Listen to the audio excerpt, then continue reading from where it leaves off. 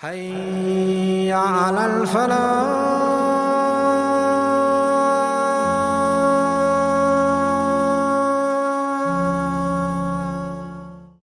محترم سامعین کرام اور محترم ناظرین، السلام علیکم ورحمۃ اللہ وبرکاتہ۔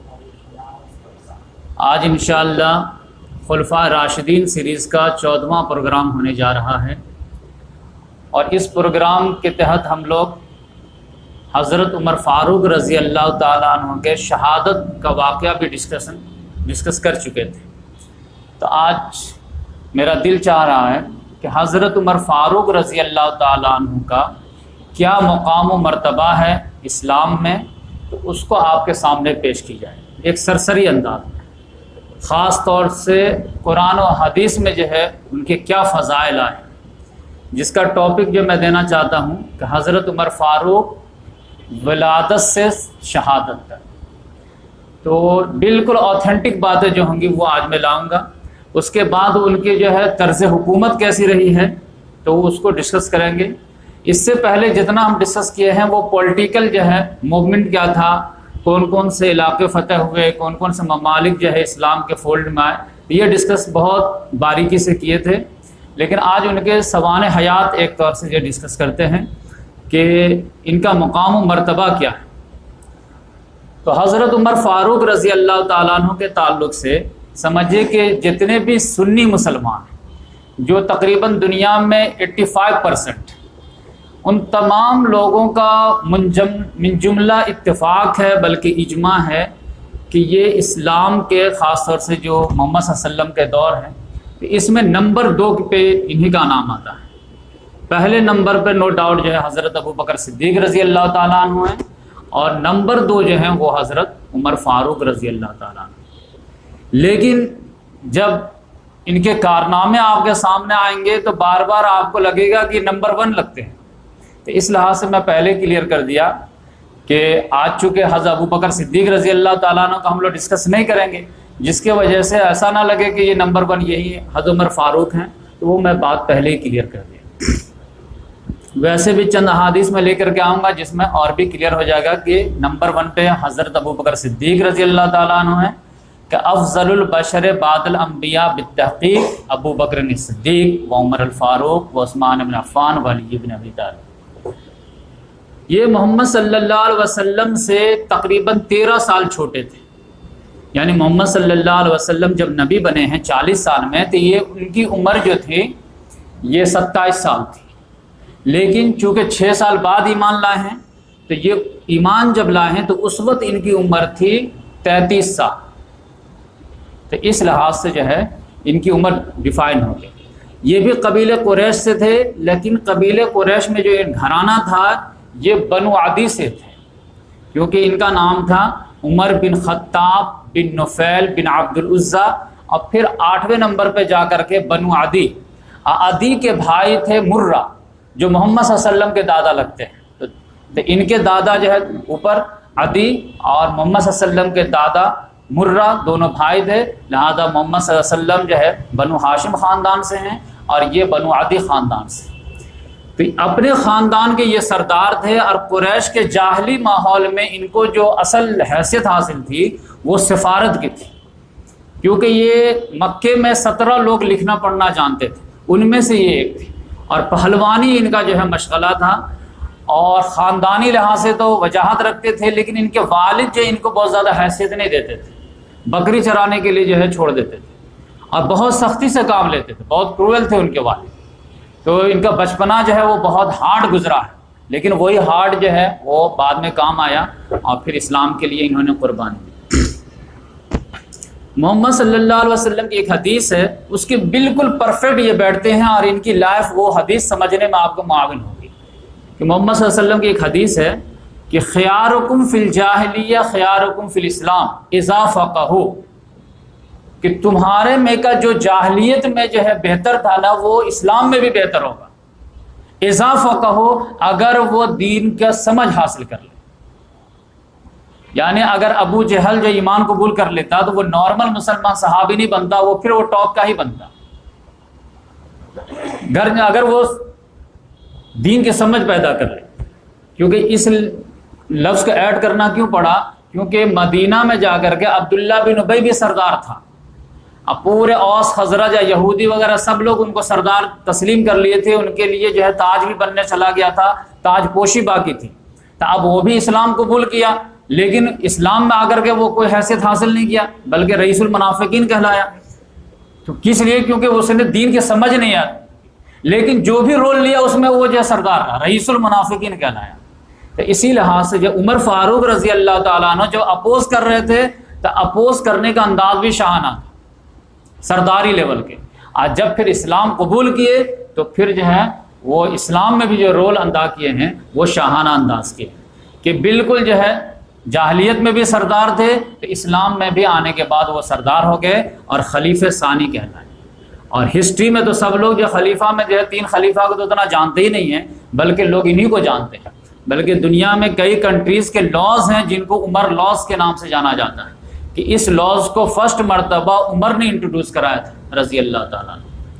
تو یہ وہ شخصیت ہیں جو اتنا ہارڈ اپوز کر رہے تھے محمد صلی اللہ علیہ وسلم کے زمانے میں دعوت کو، اور محمد صلی اللہ علیہ وسلم کو لگتا تھا کہ یہ اگر ہمارے پاس آ جائیں تو دن دونی رات چوگونی ہو جائے، لہذا بالآخر محمد صلی اللہ علیہ وسلم ان کو مانگ کر کے اللہ تعالیٰ سے لیے، اللہ تعالیٰ سے دعا کیے کہ ابو جہل جس کا نام تھا عمرو بن ہشام، ان کا نام تھا عمر بن خطاب، کہ اللہم اعز الاسلام بہذین رجلین بابی جہل بن ہشام او بعمر بن خطاب، کہ اللہ تبارک و تعالیٰ ان دونوں میں سے کسی ایک کے ذریعے سے اسلام کو عزت بخش، چاہے ابو جہل کو توفیق دے دے یا عمر بن خطاب کو توفیق دے دے، عمرو بن ہشام یا عمر بن خطاب۔ تو قسمت جو ہے ان کے نام آئے، اور وہ جو ہے عمرو بن ہشام جو ہے وہ اپوز کرتے کرتے جاہلوں کا باپ مشہور ہوا اور یہ فاروق اعظم کہلائے۔ تو اس لحاظ سے جب ان کا ایمان قبول کرنے کا واقعہ ہے تو اس میں جو ہے خباب بن عرت رضی اللہ تعالیٰ نے کہا تھا کہ مجھے بالکل جو ہے یقین ہے کہ محمد صلی اللہ علیہ وسلم کی دعا جو بدھ کی رات میں ہوئی تھی وہ آپ کے لیے قبول ہو گئی۔ تو اس لحاظ سے اللہ تعالیٰ سے محمد صلی اللہ علیہ وسلم مانگ کے لیے کہ ان دونوں میں سے ایک تو مجھے دے ہی دیجیے۔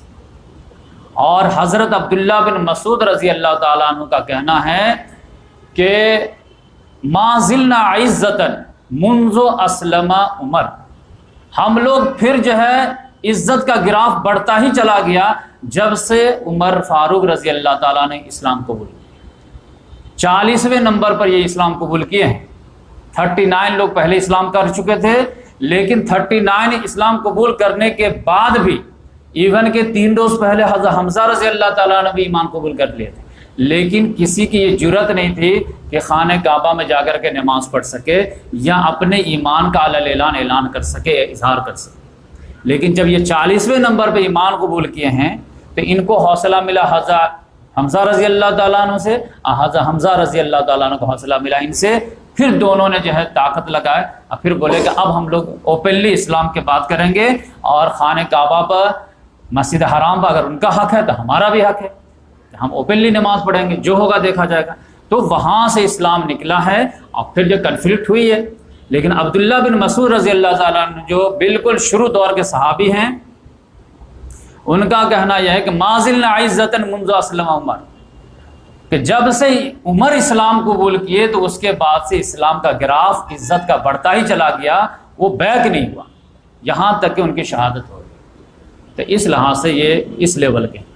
تو اس کے بارے میں آپ جانتے ہیں کہ پورے تو سیرت جو ہے ہر سال کے تو ہم نہیں کور کر پائیں گے مختصر ٹائم میں، لیکن ان کا خود کہنا یہ ہے کہ ہم کبھی کبھی ایسا رہتا تھا کہ ہم حالات کو بھانپتے تھے، سوچتے تھے، آج جو ہم رسول اللہ صلی اللہ علیہ وسلم سے مطالبہ کرتے تھے تو بسا اوقات وہی جو اس کے موافق ہو جاتی تھی،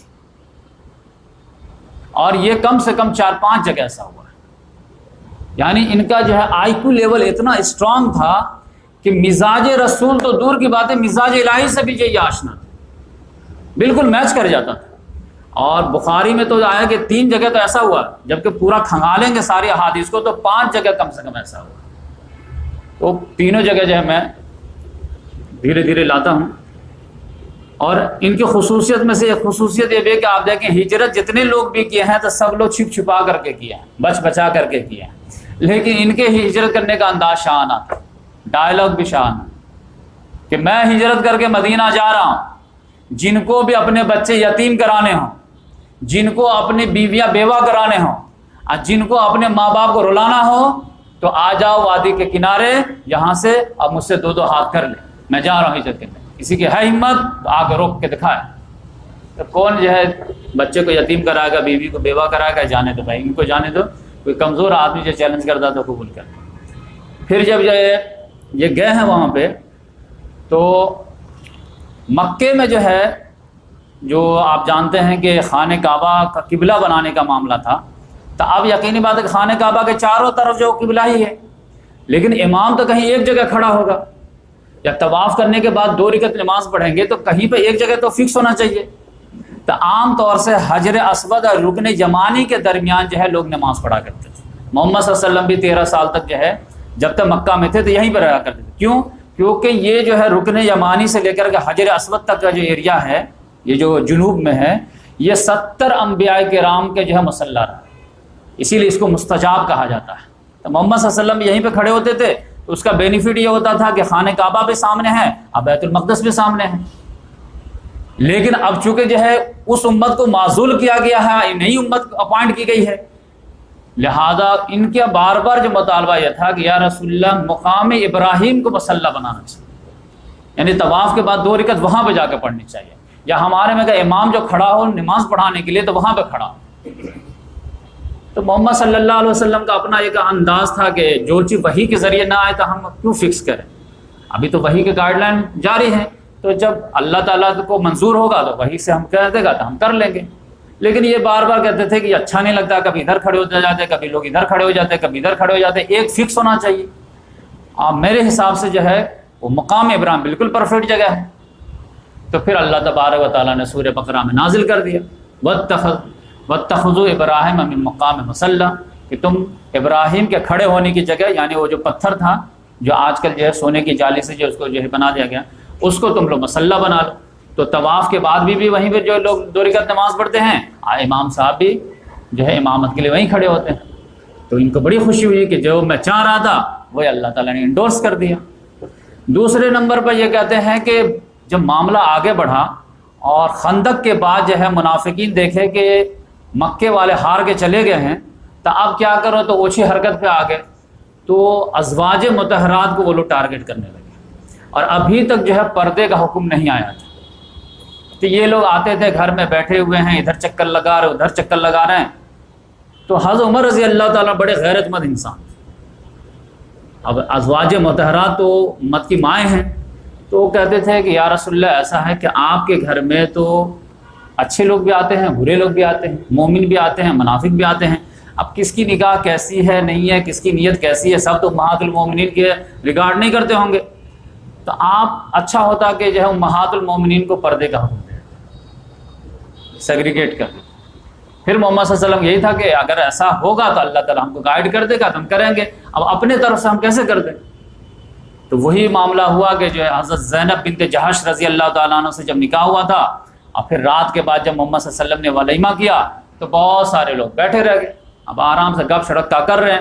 اب محمد صلی اللہ علیہ وسلم یہ تھا کہ بھائی آپ کھائیں اور آپ جائیے، لیکن 3 لوگ جو خود بیٹھ کر کے باتیں کرنے لگے، محمد صلی اللہ علیہ وسلم اشارہ بھی دے رہے ہیں، بار بار اٹھ کے جا رہے ہیں، پھر جھانک کے دیکھ رہے ہیں، پھر بیٹھے ہوئے ہیں۔ تو پھر جو ہے بالآخر جو ہے ان کو کہنا پڑا کہ بھائی جائیے، اور کسی دوسرے نے کہا، تب جا کر کے اللہ تبارک و تعالیٰ نے آیت نازل کر دیا کہ وَإِذَا سَأَلْتُمُوهُنَّ مَتَاعًا فَاسْأَلُوهُنَّ مِنْ وَرَاءِ حِجَابٍ، کہ جب بھی آپ ان لوگوں کو کہہ دیجئے کہ کوئی چیز مانگنا ہو کسی مرد سے تو حجاب میں جب مانگے اور رو دردو بات نہیں کر سکتے۔ اب پھر یا ایھا النبی قل لازواجک وبناتک ونساء المؤمنین یدنین علیہن من جلابیبہن، اے نبی صلی اللہ علیہ وسلم آپ اپنی بیٹیوں سے، اپنی بیویوں سے، عام عورتوں سے بھی کہہ دیجئے کہ آپ اپنے اوپر جو ہے ایک پلو لٹکا لیا کریں جب باہر نکلنے کی ضرورت محسوس ہو۔ تو یہ اس سے پہلے یہ کچھ دنوں سے پہلے مطالبہ کر رہے تھے کہ یا رسول اللہ صلی اللہ علیہ وسلم آپ جو ہے تھوڑا سا یہ آرڈر دیجئے کہ کم سے کم جو ہے یہ لوگ پردہ کیا کریں، یہ تو ہماری مائیں ہیں۔ تو اس لحاظ سے جو ہے ان کو خوشی ہوئی کہ چلو جو میں سوچ رہا تھا وہ ہوا۔ اس سے پہلے جو ہے ایک اور معاملہ میں ہو گیا تھا، جنگ بدر کے قیدیوں کے بارے میں۔ جنگ بدر 17 رمضان المبارک 2 ہجری کو جو ہے اس میں اللہ تعالیٰ نے شاندار فتح دی تھی، 70 کافر مارے گئے، 70 جو ہے قیدی بنے۔ قیدیوں کے بارے میں یہ تھا کہ کیا کیا جائے۔ محمد صلی اللہ علیہ وسلم جانتے ہیں نیچرل جو ہے رحم کا غلبہ ان پر غالب تھا، وما ارسلناک الا رحمۃ للعالمین۔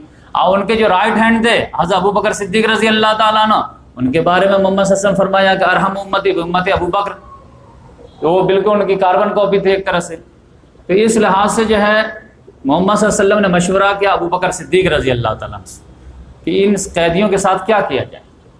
تو انہوں نے کہا کہ یا رسول اللہ ایسا ہے کہ فدیہ لے کر کے معاف کر دیتے ہیں۔ عمر فاروق رضی اللہ تعالیٰ عنہ سے بولے کہ کیا کیا جائے ان 70 قیدیوں کے ساتھ؟ انہوں نے کہا کہ سب کو قتل کر دیجیے، اور صحابہ کرام میں جو رشتہ دار ہیں مہاجرین صحابی وہ ان کو دیجیے اور اپنے اپنے رشتہ دار کو قتل کریں۔ ہم کو اپنا رشتہ دار دیجیے، میں قتل کرتا ہوں۔ علی کو بولیے کہ عقیل کو قتل کریں، فلاں کو بولیے کہ فلاں کو قتل کریں۔ یعنی ہر آدمی اپنے رشتہ دار کو قتل کرے اپنے ہاتھ سے، تاکہ توحید کا ثبوت دے کہ اللہ تعالیٰ تیری محبت کے مقابلے میں ہمیں کسی کی محبت کی پرواہ نہیں۔ تو تھوڑا ہارڈ ہو گیا تھا۔ محمد صلی اللہ علیہ وسلم جو ہے ابو بکر صدیق رضی اللہ تعالیٰ عنہ کے اوپینین کو ریگارڈ کیے اور فدیہ لے کر کے چھوڑ دیے، اور اس میں آپ جانتے ہیں کہ جو جس حیثیت کا تھا اس حساب سے لیے۔ ایون کہ اگر کسی کو کچھ بھی نہیں تھا تو کہا کہ ٹھیک ہے مدینے کے 10 بچوں کو پڑھنا لکھنا سکھا دو، وہی تمہارا فدیہ ہو جائے گا۔ تو اس لحاظ سے حضرت عمر فاروق رضی اللہ تعالیٰ عنہ کہتے ہیں کہ میں جیسے ہی واپس آئے، ان کا مدینہ میں جو ہے نا ان کو جو ہے مین سٹی میں جو جگہ نہیں مل پائی تھی، یہ تو سبرب میں رہتے تھے۔ تو وہاں سے میں جب آیا ایک روز تو میں دیکھا زارو قطار محمد صلی اللہ علیہ وسلم رو رہے ہیں، ادھر دیکھا تو ابو بکر صدیق رضی اللہ تعالیٰ عنہ رو رہے ہیں۔ میں تو تڑپ گیا کہ یا رسول اللہ یہ کیا ہوا، کس چیز نے آپ کو رلایا، مجھے بتائیے۔ اگر رونے والی بات ہوگی تو میں بھی شامل ہو جاتا ہوں، میں بھی آنسو بہاتا ہوں، لیکن معلوم تو ہو کہ کیوں رو رہے ہیں۔ تو انہوں نے کہا کہ ایسی آیت نازل ہوئی ہے کہ رونا تو نکلے گئے۔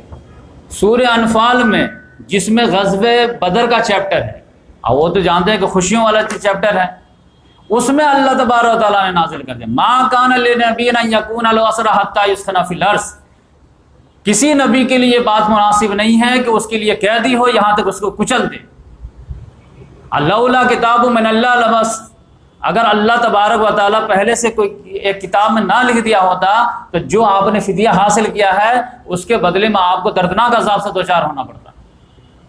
لیکن ایک جو ہے پوائنٹ بنتا تھا جس سے آدمی جو ہے غلط فہمی کا شکار ہو سکتا ہے، جس کی وجہ سے میں معاف کر رہا۔ اور جنگ احد میں جو اللہ تعالیٰ نے کہا کہ اسی کا بدلہ جو ہے 70 کو دینا پڑا، کیونکہ یہ لوگ اگر قتل ہو گئے رہتے تو دوبارہ آتے ہی نہیں۔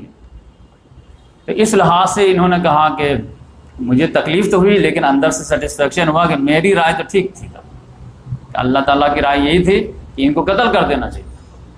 تو 3 مواقع ہو گئے، یعنی مقام ابراہیم کو مسلح بنانے کا، اور امہات المومنین کا تمام عورتوں کے حجاب کا مسئلہ آ گیا، اور یہ جنگ بدر میں جو بدر کے قیدیوں کے ساتھ معاملہ کیا جائے تو یہ میرے حساب سے جو ہے قتل کر دینا تھا۔ تو اللہ تعالیٰ کو بھی یہ تھا کہ قتل کر دینا چاہیے تھا، کیونکہ ابھی جو ہے یہ وار ختم نہیں ہوا تھا، یہ تو بیٹل آف بدر ختم ہوا تھا، وار تو ابھی جاری ہے۔ اگر ان کو ایسے ریلیز کرتے رہیں گے تو پھر جو ہے تیاری کے ساتھ آئیں گے، تو جو ہاتھ آ جائے ان کو ختم کر دیجیے، اس کے بعد آپ چاہے فدیہ لیں چاہے آپ معاف کر بھی کرتے تب بھی چلے گا۔ تو اس لحاظ لیکن چوتھے نمبر پہ ایک اور معاملہ، وہ تو آپ دیکھیں گے کہ ان کی ڈیرنگ، یہ ان کا روب جو تھا تھوڑا سا جو ہے اسٹریٹ فارورڈ تھے۔ اسٹریٹ فارورڈ تو سمجھے کہ 98% کبھی صحیح بھی جاتا تھا، لیکن 2 جگہ پرابلم بھی آ جاتا تھا، 2-3%۔ تو یقینی بات ہے جو دوڑے گا وہی گرے گا۔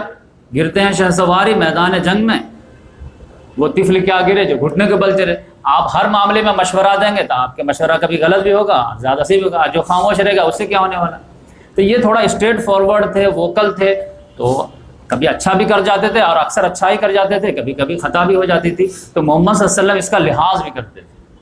ابھی آپ کو میں واقعہ سناتا ہوں کہ عبداللہ بن ابی جب مر گیا تو عبداللہ بن ابی جو ہے بالکل جو ہے غزوہ تبوک کے بعد مرا ہے، آخر میں جا کر، اور اس کی کیا کیا حرکات تھی وہ پوری سیرت النبی آپ جانتے ہیں۔ محمد صلی اللہ علیہ وسلم کی بیوی حضرت عائشہ رضی اللہ تعالیٰ عنہ پر الزام لگانا، یہ سب جو ہے ہر ایک کو معلوم ہے کہ عزت والے ذلیلوں کو نکالیں گے، یہ سب واقعہ معلوم ہے۔ تو منافق ڈکلیئر تھا، خاص طور سے تبوک میں جب جو ہے محمد صلی اللہ علیہ وسلم نے کہا کہ صدقہ پیش کرو، تو ہر آدمی نے اپنے اپنے حساب سے صدقہ پیش کیا ہے، اور عثمان غنی رضی اللہ تعالیٰ نے سب سے زیادہ پیش کیا ہے۔ تو اس میں سے ایک صحابی تھے، وہ جو ہے صرف کھجور پیش کر پائے 1.5 کلو، تو اس کا جو مذاق اڑانے لگے یہ لوگ کنکھیوں مار مار کر کے کہ اچھا ان سے تو رومن امپائر فتح ہو ہی جائے گا، اس کے بغیر تو چارہ ہی نہیں۔ تو محمد اللہ تعالیٰ کو کتنا غصہ آیا ہے، تو پھر اللہ تبارک و تعالیٰ نے جو ہے منافقین کے بارے میں کہا ہے کہ ان تستغفر لهم او لا تستغفر لهم ان تستغفر لهم 70 مرۃ فلن یغفر اللہ لهم۔ یہ ایسے ناہنجان لوگ ہیں کہ محمد صلی اللہ علیہ وسلم ان کو تو میں تو بخشوں گا ہی نہیں ہے، آپ بھی ریکویسٹ کریں گے تب بھی نہیں میں بخشوں گا، اور آپ 70 مرتبہ بھی دعا کریں گے پھر بھی میں نہیں بخشوں گا، اتنا مجھے غصہ ان لوگوں۔ تو اس لحاظ سے اللہ تعالیٰ نے پہلے کہہ دیا تھا کہ ان کو ہمارے پاس بس آنے دیجیے، اپنا ٹائم پورا کر کے ہمارے پاس آنے دیجیے۔ تو اس میں کیا تھا کہ کفر کا سرغنہ، منافقت کا سرغنہ، رئیس المنافقین عبداللہ بن ابی کا انتقال ہو گیا۔ اب ان کا بیٹا جو تھا وہ بالکل پکا مومن تھا، ان کا بھی نام عبداللہ ہی تھا، عبداللہ بن سلول۔ وہ آ گیا بیچارہ، باپ تو باپ ہوتا ہے، محبت تو رہتی ہے۔ وہ محمد صلی اللہ علیہ وسلم کے پاس آ گیا کہ یا رسول اللہ صلی اللہ علیہ وسلم میرے والد کا انتقال ہو گیا ہے، تو آپ جو ہے اپنا کرتا تھوڑا دے دیتے تو میں اس میں اس کو دفن کر دیتا، میں بھی پاسبل ہے کہ اس کی برکت سے جو ہے بخشائش ہو جائے، ویسے تو اس کے کرتوت تو دکھتے نہیں ہیں۔ تو محمد صلی اللہ علیہ وسلم پر ان کا احسان بھی تھا ایک مرتبہ کہ جب عباس رضی اللہ تعالیٰ عنہ جنگ بدر کے قیدی بنے تھے، تو ان کا کرتا وغیرہ گندا وغیرہ ہو گیا تھا، تو یقینی بات ہے کہ چچا ہیں تو ان کو تھوڑا سا کرتا بدلنا تھا، تو وہ لمبے چوڑے تھے تو ان کا کرتا کسی کو آ ہی نہیں رہا تھا، یہ بھی سردار لیول کا تھا، تو اس نے اپنا کرتا ہبا کیا تھا محمد صلی اللہ علیہ وسلم کے چچا کو کہ لے لیجئے، تو آپ بدل لیجئے، اس کو دھل لیجئے۔ تو اس لحاظ سے ایک احسان تھا، تو محمد صلی اللہ علیہ وسلم نے اپنا کرتا دے دیا۔ اب یہاں تک تو حضرت عمر رضی اللہ تعالیٰ نے برداشت کیے، لیکن آگے چل کے دیکھا کاری ایک ہی مرتبہ میں محمد صلی اللہ علیہ وسلم مان گئے، کچھ آرگو بھی نہیں کیے، تو اب رہتا نا کہ جب ہاں ہے تو ایک اور ڈیمانڈ کر دی، یا رسول اللہ تھوڑا نماز جنازہ پڑھا دیتے تو محمد صلی اللہ علیہ وسلم کہ ٹھیک ہے چلو، کھڑے ہو گئے۔ جیسے کھڑے ہوئے حضرت عمر رضی اللہ پکڑ لی، ہاں کپڑا پکڑ لی، کہاں یہ بلا رہا نا نماز جنازہ کے لیے، کہا کیسے آپ پڑھا سکتے ہیں، کہا کیا ہوا، کہا آپ کو اللہ تعالیٰ نے منع کیا ہے۔ اب دیکھیے رسول ہیں اور ان کے ایک امتی ہیں، لیکن قرآن کے سامنے سب جواب دیں۔ آمن الرسول بما انزل الیہ من ربہ والمؤمنون، رسول بھی پہلے نمبر پہ ایمان لائیں قرآن پہ۔ تو انہوں نے کہا کہ قرآن میں تو آپ کا آیا ہے کہ ان تستغفر لهم او لا تستغفر لهم ان تستغفر لهم 70 مرۃ، کہ آپ ان کے لیے دعا کریں نہ کریں ہم نہیں مانیں گے، جو چیز نہیں ہونے والی ہے تو وائلڈ گوس چیز ہو جائے گا، تو ایسی چیز سے تو منع کیا گیا ہے، تو آپ کیسے جا رہے ہیں؟ تو محمد صلی اللہ علیہ وسلم بھی اسی آیت کو دلیل بنائے، اس میں کیا لکھا ہوا ہے کہ اگر آپ ان کو دعا کریں نہ کریں، آپ 70 مرتبہ بھی کریں گے تو ہم نہیں معاف کریں گے، میں 71 مرتبہ کروں گا۔ 70واں مرتبہ تو 70 مرتبہ تک ہی ہے نا، کہ فائدہ نہیں ہے، 71 مرتبہ کر کے جو ہے کوشش کروں گا، پھر اللہ تعالیٰ کی مرضی، قبول کر لیا تو کر لیا، نہیں کیا تو کم سے کم یہ بچے کا تو تسلی ہو جائے گی کہ نہیں ہو جائے گی۔ تو اس لحاظ سے کہتے ہیں کہ میں آؤٹ آف وے جا کر کے رسول سے آرگو کر لیا اور اس طرح کپڑا پکڑ لیا، پھر بھی وہ گئے جا کر کے، پھر محمد اس کے جو ہے لوگ تو دفنا چکے تھے، پھر قبر سے نکالے، پھر اپنے معیز پہ لیے، پھر اپنا جو ہے لعاب مبارک بھی لگائے، پھر اپنا کپڑا کرتا پہنا ہے، اور پھر سب کچھ کرنے کے بعد اس کو یہ کر دیا۔ تو اب تو لگ رہا تھا کہ ڈانٹ سننی پڑے گی، جو تھوڑا آؤٹ آف وے جا کر کے جو آرگو کر لیے تھے۔ تو محمد صلی اللہ علیہ وسلم پھر جیسا اکثر لوگ نراش بھی تھے کہ یہ کیا معاملہ ہوا، منافقین کے بارے میں تو ہے کہ ان المنافقین فی الدرک الاسفل من النار، تو منافقین تو جہنم کے سب سے نچلے گڑھے میں ہوں گے، وہ کافروں سے سخت سزا ان کے بارے میں قرآن آیا ہے۔ محمد صلی اللہ علیہ وسلم اپنے ہاتھ سے اتنا جو بہترین انداز میں ٹریٹ کیے ہیں تو کچھ نہ کچھ تو اس کا بینیفٹ آئے گا۔ تو محمد صلی اللہ علیہ وسلم باہر جیسے آئے تو پہلے کلیئر کر دے کہ دیکھو میرا کرتا جو ہے اس کو نہیں بخشوا پائے گا، بس یہ ہے کہ وہ میرا جو مومن بندہ اس کا بیٹا ہے، اس کی تسلی کا معاملہ تھا۔ لیکن حضرت عمر رضی اللہ تعالیٰ عنہ کو اپنی پریشانی ہو گئی کہ میں جو ایک شاگرد ہو کر کے اتنا دور چلا گیا، محمد صلی اللہ علیہ وسلم سے اتنا آرگو کر لیا، تو میری کیا بنے گی، اب آ کر کے ڈانٹ پڑے گی، کیا پڑے گی۔ لیکن اللہ تعالیٰ نے ان کی دل جوئی کیا اور آیت فوراً نازل ہوئی۔ اب محمد صلی اللہ علیہ وسلم کو ہی جو اللہ تعالیٰ نے جو آگاہ کیا، وَلَا تُصَلِّ عَلَىٰ أَحَدٍ مِّنْهُمْ مَاتَ أَبَدًا وَلَا تَقُمْ عَلَىٰ قَبْرِهِ، کہ اس کے بعد آپ کسی کی بھی نماز جنازہ نہیں پڑھیں گے، بلکہ ایون کے قبر پہ کھڑے بھی نہیں ہوں گے، نماز جنازہ پڑھنا تو دور کی بات ہے، جو ہو گیا سو ہو گیا، بس اینف از اینف۔ تب ان کا حوصلہ سینہ چوڑا ہو گیا ایک دم کہ اللہ تعالیٰ نے جب کلیئر کٹ ہی بنا، یہ 70 مرتبہ 71 مرتبہ، جبکہ اس میں بھی مفہوم یہی تھا کہ اللہ تعالیٰ جو ہے انکاؤنٹیبل ہی کہنا تھا، عرب میں ایک 70 کا جو ہے محاورہ چلتا تھا۔ تو اس لحاظ سے یہ جو ہے اللہ تبارک و تعالیٰ آپ جانے 4 جگہ جو ہے ان کی موافقت ہو گئی، ایک مقام ابراہیم میں، ایک حجاب کے معاملے میں، اور ایک بدر کے معاملے میں، اور ایک منافقین کے نماز جنازہ پڑھنے کے معاملے میں، اور ایک اور جگہ اور آؤٹ آف ویچ ہے، اس میں تو اور اللہ تعالیٰ نے لاج رکھا۔ ہوا کیا کہ ازواج مطہرات جو تھی وہ محمد صلی اللہ علیہ وسلم، جو شہد کا واقعہ ہے، حدیث غیرت جس کو بولتے ہیں، کہ محمد صلی اللہ علیہ وسلم کا عام معمول تھا کہ عصر کے بعد جو ہے ساری بیویوں کے یہاں جو ہے وزٹ کیا کرتے تھے، 5 منٹ حال چال پوچھتے تھے پھر چلے جاتے تھے۔ اب ایک جو بیوی تھی بڑی چالاک تھی، اب 5 منٹ سب کا جو ہے 9 بیوی ایک ساتھ تھی، ایک وقت ایسا بھی آیا تھا کہ 9 5 45 عصر کے بعد ٹائم ہی کتنا رہتا ہے، تو 5 منٹ سب کے فکس کر دیے تھے، 5 میں حال چال لیے، خبر خیریت پوچھے، پھر آگے بڑھ گئے حجرات ایک ساتھ لگ۔ ایک بیوی کو بڑی چالاک تھی، جب 5 منٹ بالکل پورا ہونے والا ہوتا تھا تو شہاد پیش کر دیتی تھی، یا رسول اللہ اس کو چکھ لیجیے تھوڑا سا۔ اب یقینی بات ہے اس کو تو 2 منٹ تو لگے گا نا، تو 7 منٹ ہم کو ہو گیا۔ اب ان کو جو چالاکی دینا تو شروع میں دے دیتی، تو سوچے کہ اسی میں چلا جائے گا ٹائم۔ تو اب ادھر جو انتظار تھا کہ 5 منٹ کے بعد ہمارا نمبر ہے تو لیٹ ہو جاتا تھا، تو ان لوگوں نے کہا کہ پوچھے کہاں رہ گئے یا رسول اللہ، اور وہ شہاد پیش کر دی۔ میں کہا لاؤ، اب شہاد آپ خوشبو تو یہ سب تو اچھی چیز ہے، تو آدمی ٹیسٹ کرنے لگا۔ اب ان لوگوں نے کہا یہ تو ڈیلی کا کام ہے، شہاد تو کہیں سے ایک بوتل ہی آ گیا ہوگا۔ ایسا کرتے ہیں کہ ان کو شہاد پینے سے روکتے ہیں۔ تو عام طور سے اس میں لیڈنگ پوزیشن میں تھے حضرت عائشہ رضی اللہ تعالیٰ عنہ، کیونکہ یہ ابو بکر صدیق رضی اللہ تعالیٰ عنہ بیٹی تھی، ان کو ایج حاصل تھا۔ حضرت حفصہ رضی اللہ تعالیٰ عنہ، یہ چونکہ عمر فاروق رضی اللہ تعالیٰ عنہ کی بیٹی تھی، ان کو ایج حاصل تھا۔ تو یہ دونوں نے آپس میں بات کری کہ ایسا ہے کہ ہمارے یہاں آئیں گے نا تو فوراً بولیں گے یا رسول اللہ آپ کے منہ سے جو مغافیر کی بو کیوں آ رہی ہے؟ یہ شہد مکھی ایک قسم ہے، ایک پھول ہے جہاں سے اگر شہد کی مکھی جو ہے چوسے تو اس کے تھوڑی سی بو آ جاتی ہے۔ ہر چیز کی کوالٹی ہوتی ہے، تو شہد کی بھی ایک بیڈ کوالٹی۔ اب محمد صلی اللہ علیہ وسلم کو بدبو نام سننا پسند ہی نہیں تھا۔ اب انہوں نے کہا کہ میرے یہاں آئیں گے تو میں بھی یہی بولوں گی، اور تمہارے یہاں جائے تو تم بھی یہی بولنا، سب کو سکھا دیے کہ تم لوگ بھی یہی بولنا۔ اب جیسے اس روز وزٹ کے یا رسول اللہ آپ کے منہ سے بو آ رہی ہے، کیا پیے ہیں؟ ارے میں تو شہد پیا، تو مغافر کی بو آ رہی۔ پھر دوسرے کے یہاں گئے، یا رسول اللہ آپ کے منہ سے کیا آ رہی؟ مغافر کی بو آ رہی۔ اب سب جب ایک ساتھ بولیں گے تو یقینی بات ہے اچھا آدمی ہے۔ اب 1 دن 2 دن ہوا، تب انہوں نے کہا میں قسم خدا کہ آپ شاید کو ہاتھ ہی نہیں لگا، جا میں نے جانتا مغافر والا کون شہد ہے، آپ نارمل شہد۔ اس پر اللہ تبارک تعالیٰ آیت نازل کر۔ اسی میں ایک اور جو کریلا نیم چڑھا معاملہ کیا ہو گیا کہ محمد صلی اللہ علیہ وسلم نے جو ہے ایک بیوی کو ایک راز کی بات بتائی۔ اب بولے کہ کسی سے ڈسکلوز مت کرنا، یہ ہمارے اور تمہارے درمیان بات ہے۔ لیکن عورت کو بات کہاں بچتا ہے، وہ تو اپنے سہیلی کو بتا دے کہ تم کسی کو مت بولنا، صرف تم کو بول رہی۔ اب اس طرح اللہ تعالیٰ نے محمد صلی اللہ علیہ وسلم کو بتا دیا کہ وہ آپ کا راز فاش ہو گیا ہے۔ محمد صلی اللہ علیہ وسلم نے اس بیوی کو لائے کہ وہ بلائے کہ وہ جو میں بولا تھا تم کو تم بول دی۔ تو اب یقینی بات ہے وہاں پہ شرمندگی ہونی چاہیے تھی، لیکن شرمندہ ہونے کے بجائے ڈیرنگ سے کرے کس نے بتایا آپ کو؟ تو اپنی غلطی کا احساس نہیں، بس مطلب وہ سوچ رہے تھے کہ جس کو میں بتائیں وہ بتاتے تو اس پہ جا کے ٹوٹ پڑوں گے ابھی۔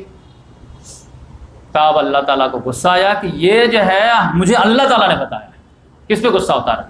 تم جو ہے تم کو جو میں بتایا تھا کہ نہیں بتانے کے لیے، تو کیوں بتایا؟ اب 2 واقعہ ہو گیا۔ شہاد والے معاملے میں بھی ایک طرح سے سمجھیے کہ جھوٹ معاملہ ہو گیا، جب بو نہیں آ رہی تھی اب بو کر لیے، تو پھر اللہ تعالیٰ نے سورۃ تحریم پوری نازل کر دیا، یا ایھا النبی لم تحرم ما حل اللہ لک تبتغی مرضات ازواجک واللہ غفور رحیم۔ اے نبی صلی اللہ علیہ وسلم آپ اس چیز کو کیوں حرام کرتے جو جس کو اللہ تعالیٰ نے حلال کیا ہے؟ آپ بیویوں کو خوشنودی چاہتے ہیں اور اس قسم کو توڑیے، آپ کفارہ دیجیے۔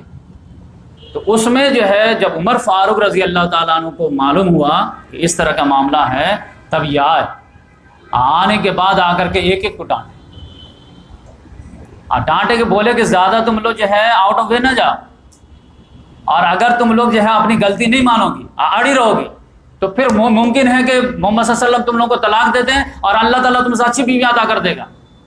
جو عابدات ہوں گے، صالحات ہوں گے، قانتات ہوں گے، صائمات ہوں گے، سیبات ہوں گے، ابکارا ہوں گی، سب ہوں گی۔ تو ایک بیوی تو آگے بولی کہ عمر تم تھوڑا ایسا نہیں لگتا کہ لمٹ کراس کر رہے ہو؟ اتنے سخت انداز میں تو مجھے میرے شوہر نہیں ڈانٹتے جتنا تم آگے ڈانٹ کے چلے جا رہے ہو۔ لیکن ان کا اپنا الگ تیور تھا۔ تو اب یہ طلاق کی بات کر دی ہے، عورت کے لیے طلاق تو سمجھے کہ وہ سننا ہی گوارا نہیں ہے۔ تو ایک بیوی نے کہا کہ تم لمٹ کراس کر رہے ہو، اپنے لمٹ میں رہو۔ لیکن اللہ تبارک تعالیٰ نے فوراً آیت نازل کر دیا سیم وہی الفاظ کے ساتھ، عسیٰ ربہ ان طلقکن ان یبدلہ ازواجا خیرا منکن مسلمات مومنات قانتات تائبات عابدات سائحات سیبات وابکار۔ ممکن ہے کہ اگر یہ طلاق دے دیں تو تم سے بہتر بیویاں اللہ تعالیٰ عطا کرے۔ اور یہ بول سکتے تھے کیونکہ یہ بھی محمد صلی اللہ علیہ وسلم کے سسر تھے، اور ان میں سے ان کی بیٹی حفصہ بھی تھی۔ تو اس لحاظ سے جو ہے ان کا پاور لوگ سمجھ گئے کہ بھائی اللہ تبارک و تعالیٰ تو ان کی لاج ہر جگہ رکھ لیتا ہے۔ اس لحاظ سے جو ہے آپ دیکھیں کہ مقام ابراہیم ہو یا آیت پردہ ہو یا جنگ بدر کے قیدیوں کا معاملہ ہو یا پھر منافقین کے نماز جنازہ کا معاملہ ہو یا حدیث غیرت اس کو اچھا نام دیتے ہیں تو اس کا معاملہ ہو، اس میں پورا ہی۔ پھر ایک جگہ تو ان کی غلطی ہوئی اور غلطی کو انہوں نے جو اپرچونٹی میں تبدیل کر لیا۔ ابھی میں 4 حدیث سناؤں گا آپ کو کہ ایک اچھا انسان کے لیے، یعنی کوئی مسلمان ہے، اس کے لیے سب سے بڑی دولت کیا ہو سکتی ہے کہ بھائی اس کو جنت کی بشارت مل جائے دنیا میں، اس کو تقویٰ کی خوشخبری اللہ تعالیٰ کی طرف سے مل جائے، اس کے علم کی دولت مل جائے، اس کے جو ذمہ داری ہے اس میں جو ہے وہ اعلیٰ مانا جائے، یہی سب ہوتی ہے نا۔ اب اس میں دیکھیے اسلام میں جو ہے تقویٰ کی کتنی اہمیت ہے، انما یتقبل اللہ من المتقین، کہ اللہ تعالیٰ متقین کے علاوہ کسی کا عمل قبول ہی نہیں کرے گا۔ ان اکرمکم عند اللہ اتقاکم، بے شک اللہ کے نزدیک تم میں سب سے زیادہ عزت والا وہ ہے جو سب سے زیادہ متقی ہے۔ اب ان کے تقویٰ کی اللہ تبارک و تعالیٰ گارنٹی دے رہا ہے۔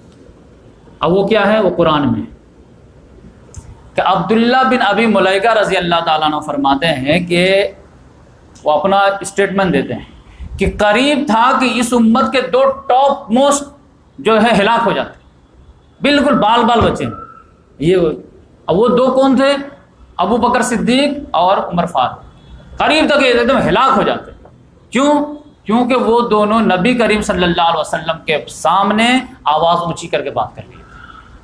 اس پر اللہ تعالیٰ نے آیت نازل کر دی، سورہ حجرات کی آیت، یا ایھا الذین آمنوا لا تقدموا بین یدی اللہ ورسولہ واتقوا اللہ ان اللہ سمیع علیم۔ اے لوگو جو ایمان لائے ہو، اللہ رسول کو کراس کرنے کی کوشش مت کیا کرو اور اللہ کا تقوی اختیار کرو، بے شک اللہ تعالیٰ سنتا ہے جانتا ہے۔ یا ایھا الذین آمنوا لا ترفعوا اصواتکم فوق صوت النبی، اور اے لوگوں جو ایمان لائے ہو نبی کی آواز سے اپنے آواز اونچی مت کیا کرو۔ ولا تجہروا لہ کجہر بعضکم لبعض، اور نہ ان سے ایسے بات کرے جیسے آپس میں فرینڈلی باتیں کرتے ہو، ورنہ ہوگا کیا؟ ان تحبط اعمالکم وانتم لا تشعرون، مبادا تمہارے سارے اعمال برباد ہو جائیں گے اور تم کو اس کا شعور بھی نہیں ہوگا۔ شعور ہوگا تب تو توبہ کا معافی مانگو گے، شعور ہی نہیں ہونے دے گا، سارے اعمال برباد ہو جائیں گے۔ تو یہ ہوا کیا تھا معاملہ، یہ بخاری شریف کی حدیث میں یہ معاملہ پورا تفصیل سے رپورٹ ہوا ہے کہ ہوا کیا کہ جو محمد صلی اللہ علیہ وسلم جس سال حج کیے ہیں، حجۃ الوداع، وہ 10 ہجری ہے، تو 10 ہجری میں بہت سارے جب تبوک سے واپس آئے ہیں 10 میں، تو پھر جو ہے عرب کے قبائل جو ہے امڑ کر کے آنے لگے اور اسلام قبول کرنے لگے۔ سب لوگ جان گئے کہ بھائی رومن امپائر نے ان کے سامنے آیا تو آپ کون ان سے جیت پائے گا، تو چلو ان کے سامنے سرنڈر کریں۔ تو ایک پر ایک قافلے آتے گا، اسلام قبول کرتے۔ تو اس سال کا نام رکھا گیا کیا؟ عام الوفود۔ ایک 10 نوی ہے، اس کا نام کیا تھا؟ عام الحزن، غم کا سال۔ اب غم کے سال میں عام الوفود جو 10 نوی ہے اور عام الوفود 10 ہجری ہے، اب ان دونوں میں کتنا فرق ہے یہ آپ کمنٹ کر کے بتائیں مجھے، کتنا سال کا ڈفرینس تھا؟ میرے حساب سے جو ہے میں نہیں بتاتا، چلے کمنٹس کے جو دیکھنے والے ہیں۔ تو اس میں کیا ہوا کہ ایک قبیلہ جو تھا وہ اس کا نام تھا بنو تمیم، وہ قبیلہ بھی آیا۔ یہ قبیلہ تمیم کون ہے؟ یہ محمد صلی اللہ علیہ وسلم نے اس کے بارے میں 3 خصوصیات بیان فرمائی کہ اشد امتی علی الدجال، دجال پہ جو سب سے زیادہ سخت قبیلہ ہوگا وہ یہی قبیلہ ہوگا۔ اور بنو تمیم جب اسلام قبول کر کے گئے ہیں 10 نبی میں، اور پھر وہاں سے جب صدقات آئے ہیں تو محمد صلی اللہ علیہ وسلم نے فرمایا ہے کہ ھذا صدقات قومنا، یہ ہمارے قوم کا صدقہ ہے۔ اور ایک بنو تمیم ہی کے کچھ قیدی تھے حضرت عائشہ رضی اللہ تعالیٰ عنہ، تو محمد صلی اللہ علیہ وسلم نے عائشہ رضی اللہ تعالیٰ عنہ سے ریکویسٹ کیے کہ ان کو آزاد کر دو۔ کیوں؟ کیونکہ یہ اسماعیل علیہ السلام کے اولاد میں سے یہ لوگ تھے۔ قعقاع بن عمرو جو تھے نا، یہ انہی کے تھے، جو پورے ایران کے جو ہے ریولوشن کے جو سمجھ مین آف دا سیریز تھے، وہ اسی قبیلے سے تھے۔ تو ایک قعقاع بن معبد ہے، ایک قعقاع بن عمرو ہے، تو جو مین فائٹر تھے وہ قعقاع بن عمرو ہے۔ یہ قبیلہ جب آیا تو عام طور سے ہوتا کیا تھا کہ وہ جو ہے سوال وال کرتے تھے، جب سیٹسفائڈ ہو جاتے تھے تو اسلام قبول کر لیتے تھے، لیکن پھر جب اپنا ایریا جانے لگتے تھے تو بولتے تھے یا رسول اللہ صلی اللہ علیہ وسلم کہ ہمارے میں سے کسی کو امیر بنا دیجئے، تو آپ اس کے حساب سے ہم لوگ جو ہے اپنے معاملات طے کیا کریں گے۔ تو محمد صلی اللہ علیہ وسلم اسی میں سے ایک کو امیر بنا دیتے تھے، پھر وہ لوگ اپنے حساب سے یہی اسلام کے مطابق چلتے رہتے تھے۔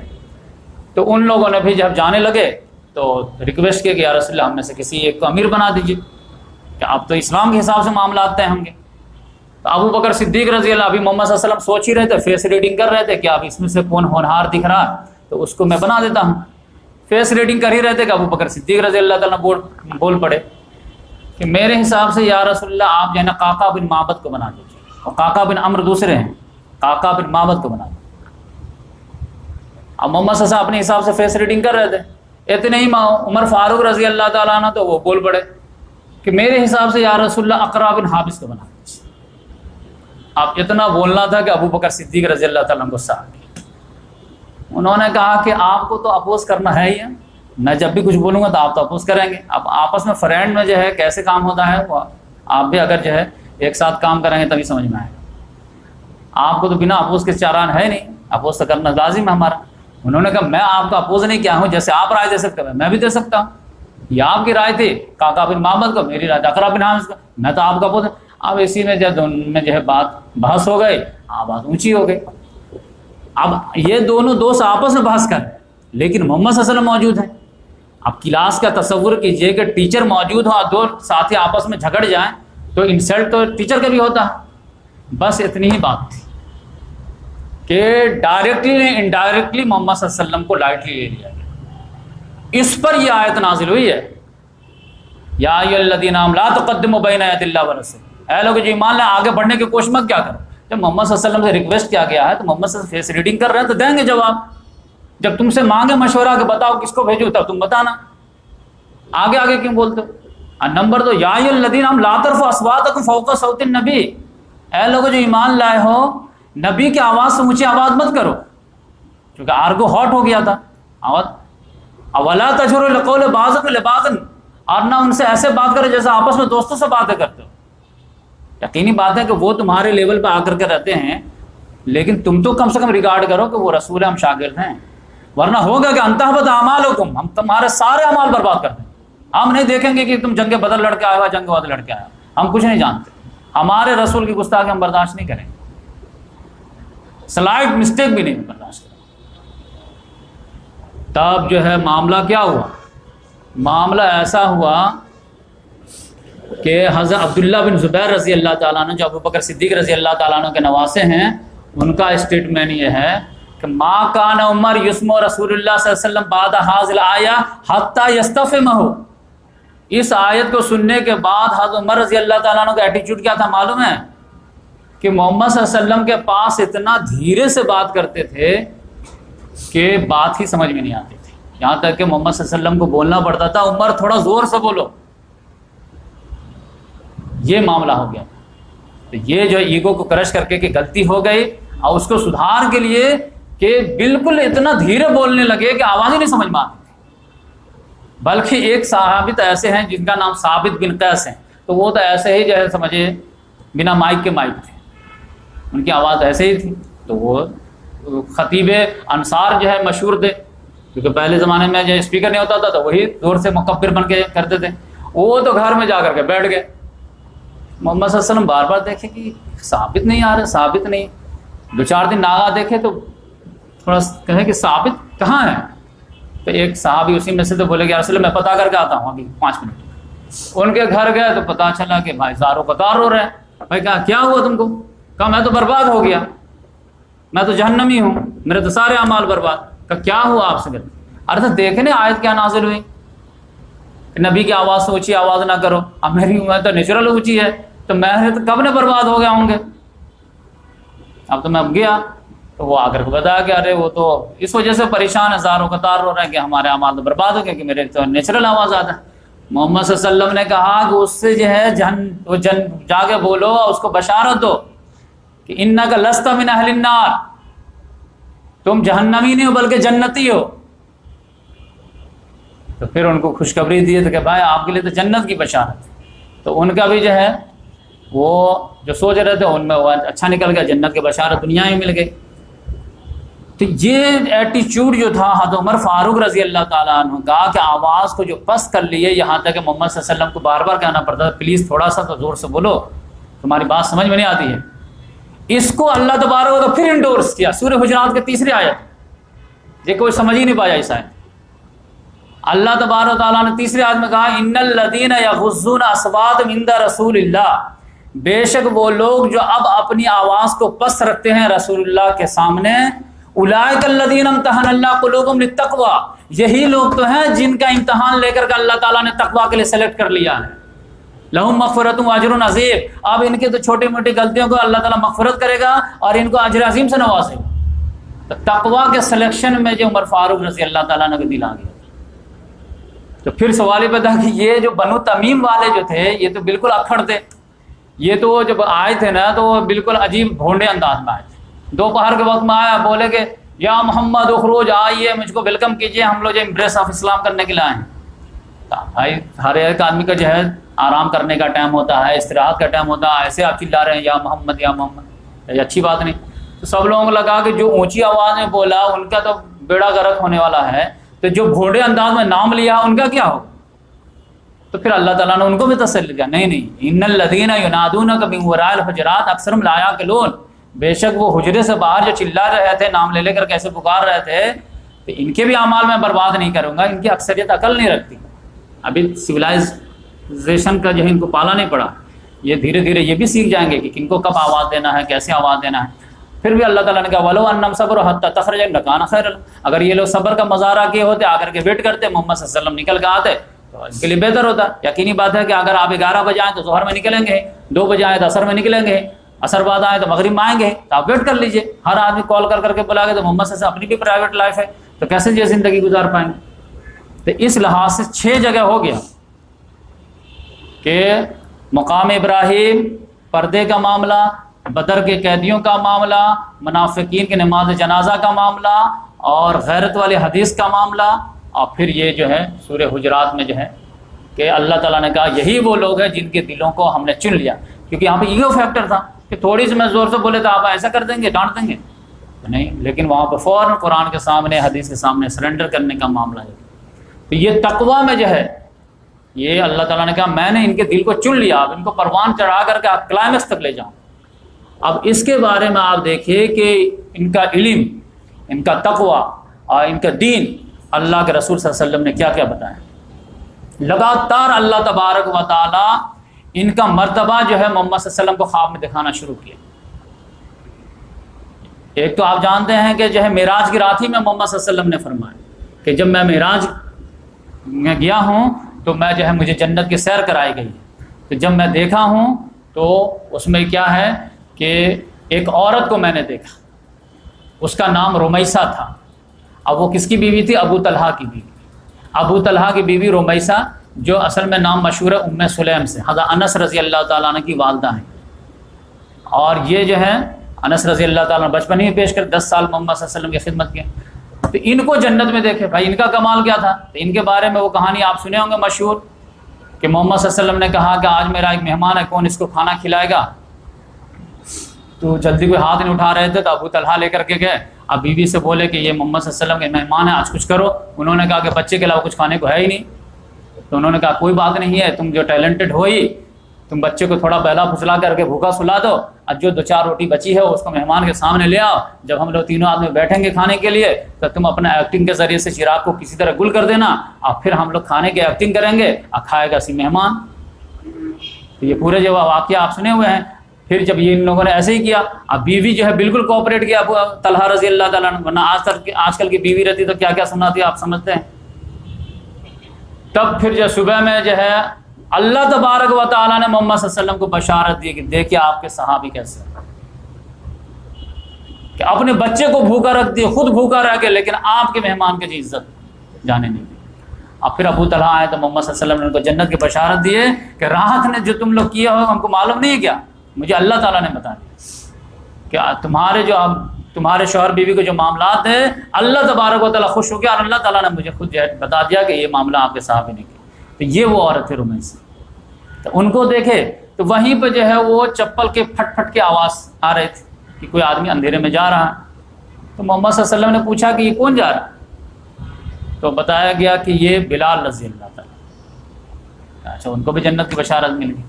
پھر آگے بڑھے ہیں تو ایک محل ہے، محل میں ایک جو ہے باندھی تھی، اب وہ وضو کر رہی تھی کنارے میں بیٹھ کر کے۔ تو ان سے پوچھے محمد صلی اللہ علیہ وسلم نے کہ یہ محل کس کا ہے؟ تو انہوں نے کہا عمر بن خطاب کا۔ کہا رہی عمر کا محل ہے یہ؟ تو میرا دل چاہا کہ میں اندر جاؤں اور تھوڑا اس کو دیکھوں کہ کس حال میں انجوائے کر رہا ہے، لیکن پھر مجھے اس کی غیرت یاد آ گئی، تو بڑے غیرت مند انسان تھے، تو میں واپس آ گیا۔ اب یہ بات خود محمد صلی اللہ علیہ وسلم بتا رہے عمر فاروق رضی اللہ تعالیٰ عنہ، تو مجھے تمہاری غیرت آ گئی نا، تو میں انٹری لیتا۔ تو وہ تو رونے لگے، بے ابی انت و امی، میرے ماں باپ آپ پہ قربان ہو یا رسول اللہ علیہ کا وغار، کیا میں آپ پہ غیرت کروں گا؟ تو اس لحاظ سے ان کو نہ صرف جنت کی بشارت بلکہ جنت میں محل کی بشارت، اور ان کے غیرت کا ریکارڈ محمد صلی اللہ علیہ وسلم نے۔ بلکہ وہ تو حدیث آپ جانتے ہی ہیں کہ محمد صلی اللہ علیہ وسلم نے جو ہے 10 صحابہ کرام کا ایک مجلس میں نام لے کر کے جنت کی بشارت دی، بنا کیٹیگری، کوئی شرط ورط کے بغیر۔ اسی لیے ان کو عشر مبشرہ کہا جاتا ہے کہ 10 وہ خوش قسمت صحابہ کرام جن کو ایک مجلس میں نام لے کر کے محمد صلی اللہ علیہ وسلم نے وداؤٹ کنڈیشن جنت کی بشارت دی۔ اور اس میں نمبر 2 پہ انہیں کو رکھا کہ ابو بکر فی الجنہ، عمر فی الجنہ، عثمان فی الجنہ، علی فی الجنہ، بالکل ترتیب خلافت بھی یہی ہے۔ پھر طلحہ فی الجنہ، زبیر فی الجنہ، پھر عبد الرحمن بن عوف فی الجنہ، سعد بن ابی وقاص فی الجنہ، پھر سعید بن زید فی الجنہ، ابو عبیدہ بن جرہ فی الجنہ۔ 10 لوگوں کو جو ہے نام ملے۔ تو اس لحاظ سے جو ہے ان کو جنت کی بشارت جو ہے، بلکہ ایک حدیث میں تو یہاں تک آیا ہے کہ محمد صلی اللہ علیہ وسلم ان دونوں ساتھیوں ابو بکر صدیق رضی اللہ تعالیٰ عنہ، عمر فاروق رضی اللہ تعالیٰ عنہ کو تو نہ صرف جنت کی بشارت دے بلکہ جنت میں جنتیوں کے سردار ہونے کی بشارت دی کہ ابو بکر عمر سیدہ کہول اہل الجنہ من الاولین والآخرین الا من النبیین والمرسلین، کہ ابو بکر عمر جو ہیں یہ جنتی بوڑھوں کے سردار ہیں، اگلی امت کے بھی پچھلی امت کے، سوائے نبی اور رسول۔ اب بوڑھوں کے سردار یعنی ہر آدمی جو جنت میں جائے گا وہ تو نوجوان ہوگا، یعنی جو لوگ 40+ مرے ہوں گے تو ان کے سردار جو ہوں گے وہ ابو بکر صدیق رضی اللہ تعالیٰ عنہ ہوں گے، نبی کے علاوہ، رسول کے علاوہ، اور عمر فاروق۔ بقیہ جنتی نوجوانوں کے سردار کون ہوں گے؟ یہ دوسری حدیث سے کلیئر ہے کہ محمد صلی اللہ علیہ وسلم نے فرمایا کہ جنتی نوجوانوں کے سردار حضرت حسن اور حسین ہوں گے، اور ان کی والدہ جو ہے وہ جنتی عورتوں کے سردار ہوں گی، حضرت فاطمہ رضی اللہ تعالیٰ۔ اور علی رضی اللہ تعالیٰ عنہ کے بارے میں تو بولے کہ یہ میرے جو دونوں نواسے ہیں یہ جنتی نوجوانوں کے سردار ہوں گے، اور ان کے والد تو ان سے بھی بہتر، تو ان کو ان کی سرداری دی جائے گی وہ تو سوچنے کی بات ہے۔ تو اس لحاظ سے جو ہے یہ ان کا مقام و مرتبہ ہے۔ اب انٹرسٹنگ بات ابھی میں سامنے لا رہا ہوں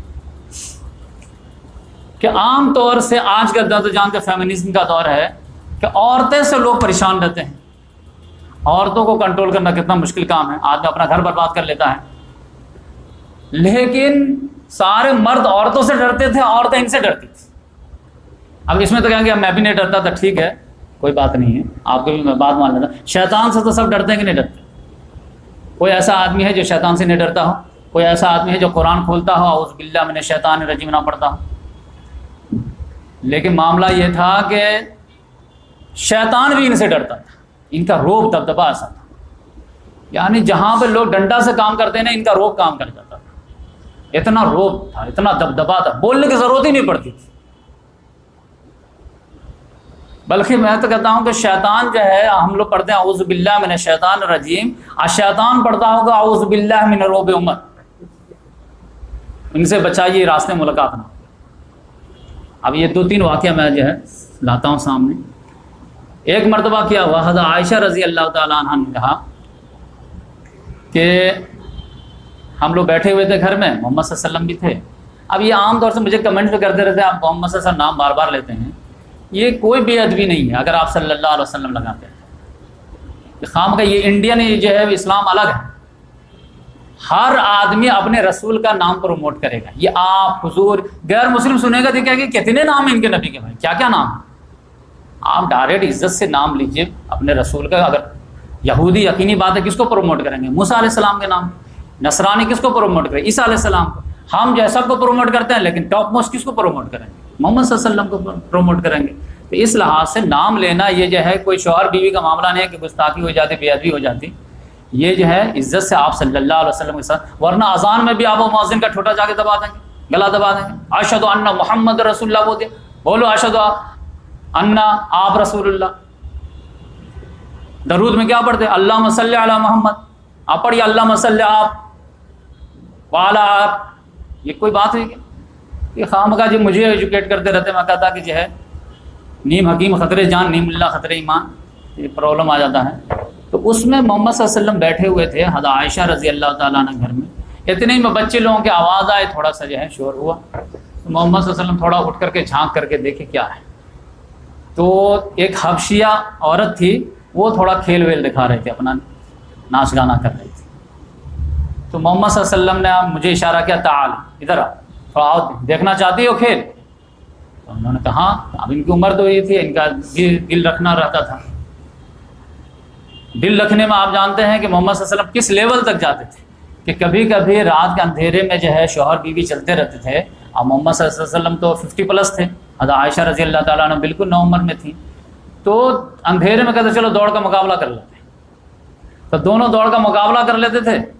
تو شروعاتی دور میں جب دوڑ کا مقابلہ تھا، حضرت عائشہ رضی اللہ عنہ آگے نکل کے محمد سے پیچھے رہ گئے. تو بولے ہارے نہ تھے، ہاں، لیکن محمد صلی اللہ علیہ وسلم یاد رکھے ہوئے تھے. آخری عمر میں پھر ایک مرتبہ چانس مل گیا دوڑ کے مقابلہ کا. تو محمد صلی اللہ علیہ وسلم نے کہا چلو آج پھر ایک مرتبہ ٹرائی کرتے ہیں. پھر دوڑ کا مقابلہ کیے تو اس بار محمد صلی اللہ علیہ وسلم آگے نکل کے حضرت عائشہ رضی اللہ تعالیٰ پیچھے رہے. 9-10 سال بعد محمد صلی اللہ علیہ وسلم نے کہا کہ وہ جو میں ہارا تھا نا، اس کا بدلہ ہو گیا.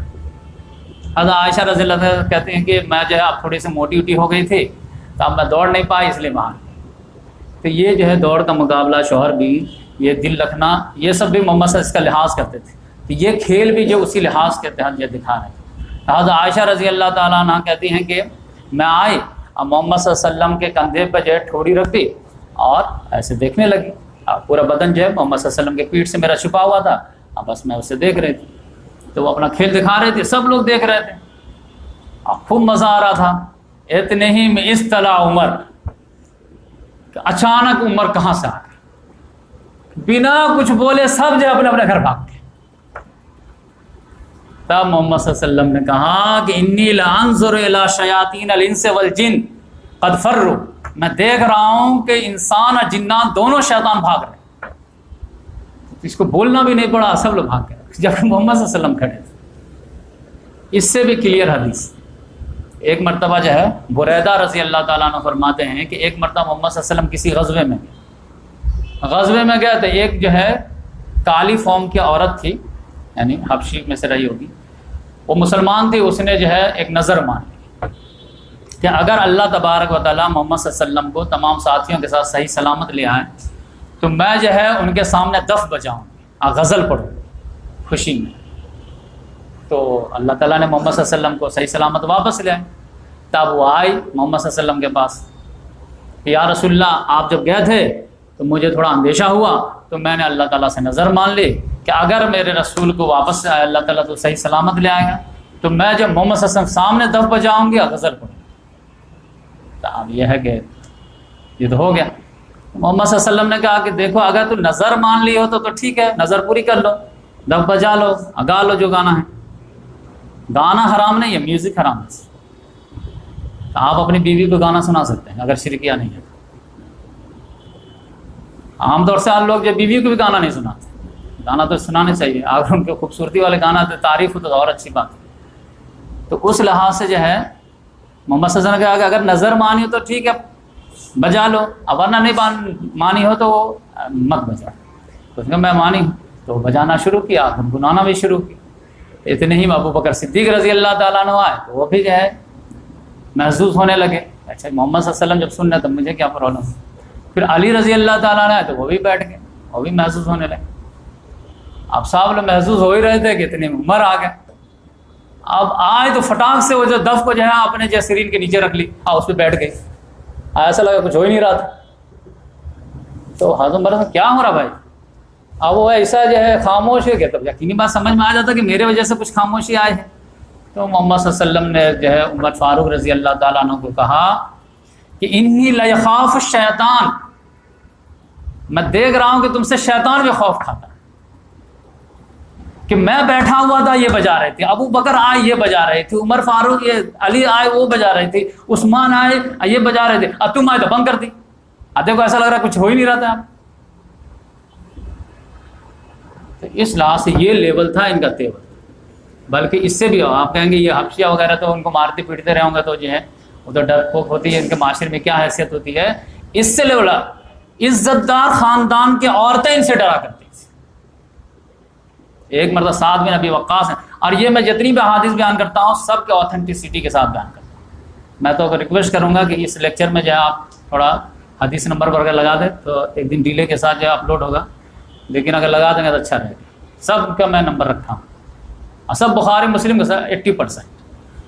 سعد بن ابی وقاص رضی اللہ تعالیٰ عنہ کہتے ہیں کہ ایک مرتبہ محمد صلی اللہ علیہ وسلم کے پاس جو ہے قریش کی عزت دار خاندان کی عورتیں بیٹھی ہوئی تھی، بحث و مباحثہ کہہ رہی تھی، خوب اونچی اونچی آواز میں بات کر رہی تھی. یعنی وہ عام طور سے جو ہے بیویاں تھیں زیادہ، اور وہ نفقہ وغیرہ کا مطالبہ، نہیں اتنا میں کام نہیں چلتا، اتنا یہ ہے وہ، جیسے شوہر بیوی میں ہوتا ہے. ایسے بات کر رہی تھی کہ اچانک حضرت عمر رضی اللہ تعالیٰ عنہ آگے اور نوک کیے، کون؟ عمر. اچھا آ جائیے. اب چونکہ ان کی بیٹی کا بھی گھر تھا نا، تو اب جیسے آنے کے لیے بولے کہ ساری عورتیں جب بھاگی اندر بیڈ روم میں. تو اب یہ تو دیکھے نہیں یہ پورا حال کیا تھا، بس ایسا لگا کہ گھر میں تھا کچھ معاملہ. یہ اندر جیسے داخل ہوئے تو محمد صلی اللہ علیہ وسلم جو ہے وہ مسکرا رہے تھے ان کے بھاگنے سے کہ ابھی ہم مجھ کو پریشان کی تھی، ابھی جب بھاگی سب. تو محمد صلی اللہ علیہ وسلم کو دیکھ کر کے عمر فاروق رضی اللہ عنہ کہا کہ یا رسول اللہ آپ کو کس نے ہنسایا؟ اللہ تعالیٰ آپ کو ہمیشہ اسی طرح خوش و خرم رکھے، آپ مسکرا رہے ہیں. تو انہوں نے کہا کہ ارے مسکرانے کی وجہ آپ پوچھنا چاہا، کہا کہ آپ مسکرانے کی وجہ کیا میں بتاؤں؟ عجیب تو من ہؤلاء اللاتی کننا عندی، مجھے ان عورتوں پہ تعجب ہے جو ابھی میرے پاس تھی، اس طرح باتیں کر رہی تھی. فلما سمعنا اصواتکم فلما سمعنا صوتک استدبرنا الحجاب، اور جب اس نے تمہاری آواز سنی تو سب بھاگ گئی. تو دیکھو مجھ سے جو آرگو کر رہی تھی تم سے بھاگ گئے تھے، سب اندر پیک ہے. تب انہوں نے کہا کہ اے عدوات انفسن، اے جان کی دشمنوں عورتوں، تم لوگ جو ہے مجھ سے ڈرتی ہو، رسول اللہ سے نہیں ڈرتی. اصل تو ڈرنا ان سے چاہیے تھا، مجھ کو لائٹلی بھی لے لیتی تو کوئی مسئلہ نہیں تھا، ان سے ڈرا کر. تو ادھر سے آواز آئے پردے سے، ہاں تم زیادہ افز ہو، زیادہ اغلظ ہو، زیادہ سخت مزاج ہو، تم سے ڈر لگتا ہے، ان سے نہیں ڈر لگتا. تو اب ان کے دل میں تھوڑی چوٹ پہنچی، بھائی میرا تو پکچر کچھ اور میں اسکیچ الگ کیا ہوا ہے معاملہ. محمد صلی اللہ علیہ وسلم نے فوراً کنسول کیا ہے، کہا اخیا ابن خطاب، جانے دیں ان عورتوں کی باتوں کو، تمہارا لیول کیا میں بتاؤں؟ ما لقیک الشیطان سالکا فجا قط الا سلک فجا غیر فج.